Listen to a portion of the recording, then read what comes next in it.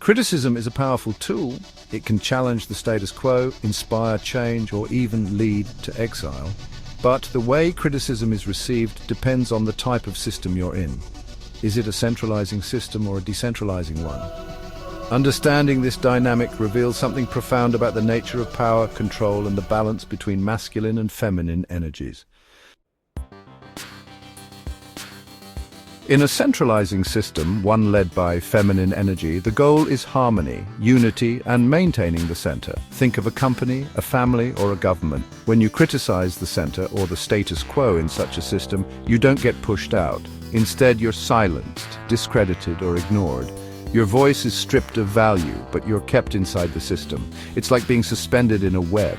You're still part of the structure, but you have no influence. This is how centralizing systems maintain control. They don't decentralize their critics. They centralize them even further by neutralizing their ability to disrupt. Now consider a decentralizing system, one driven by masculine energy. These systems are about movement, exploration, and breaking away.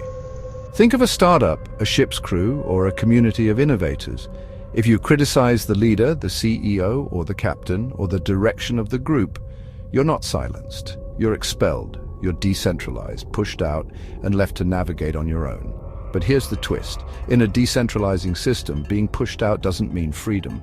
Often, critics find themselves hyper-centralized in a new way. Imagine someone expelled from a community or startup who ends up isolated or even imprisoned for their dissent. The decentralizing force may seem masculine and liberating, but it often creates a new center where dissenters are even more constrained. This interplay reveals something fundamental about feminine and masculine energies. Feminine energy, represented by centralization, responds to criticism by pulling the critic closer to the center, where they can be controlled and neutralized. It's about maintaining harmony within the system. Masculine energy, represented by decentralization, reacts by pushing the critic outward, often into chaos or exile. It values freedom of movement and exploration, but it punishes dissent by severing ties entirely. When feminine energy leads, criticizing the feminine, whether it's the system, the center, or the status quo, results in being silenced or overly centralized. You're held tighter within the system, your voice diminished. On the other hand, when masculine energy leads, criticizing the masculine, whether it's leadership, direction, or the decentralizing force, means being cast out, decentralized, and left to fend for yourself. Think about an employee in a large corporation criticizing the company's policies. They're unlikely to be fired outright. Instead, they might be demoted, ignored in meetings, or have their projects quietly shelved. They're still within the system, but their influence is gone.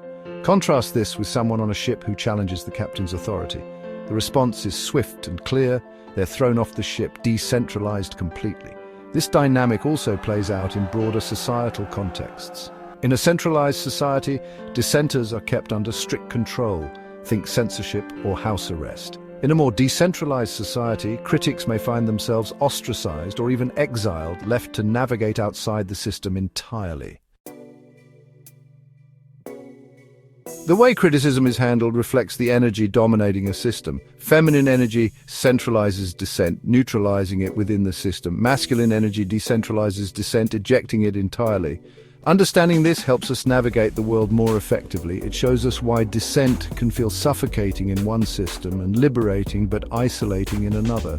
And it reminds us that balance between centralizing harmony and decentralizing freedom is key to creating systems where criticism isn't punished but embraced as a force for growth and improvement. The question we must ask is, are we silencing dissent to preserve harmony, or are we expelling it to protect freedom? Both have their risks, and finding the balance is the challenge of any society, organization, or relationship.